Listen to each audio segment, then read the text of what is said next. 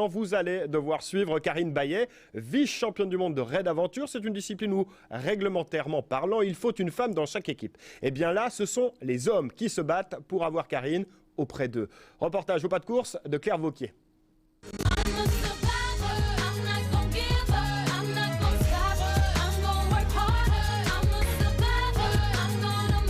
Fitness pour dames version plage, baroudeuse de l'extrême côté nature. En 12 ans, Karine Bayet s'est imposée dans le monde du raid aventure.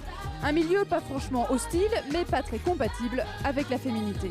C'est vrai qu'on est avant tout un sportif ou une sportive qui va aller dans la nature, qui va se traîner dans la boue s'il y a besoin, qui va s'accrocher aux branches. Et c'est vrai qu'on oublie la féminité, on oublie de se coiffer, de se brosser les cheveux et même de se laver. Prof de sport, Karine jongle entre ses cours au lycée et ses cours de fitness pour caser chaque jour des entraînements sur plusieurs activités. VTT, kayak, course, roller, une discipline de fer pour préparer le corps à subir pendant le raid des jours d'effort sans sommeil. Et faire face aux situations les plus critiques, comme ce passage de crête en Écosse au dernier championnat du monde. Si on loupait un pied, un appui, on tombait dans le vide, quoi. Donc c'est des situations quand on a dormi qui sont assez faciles.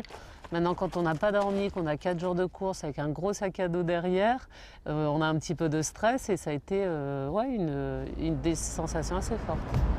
Dans la plupart des raids, chaque équipe doit compter au moins une femme. Mais Karine tient une place à part. D'élément obligatoire, elle est devenue capitaine.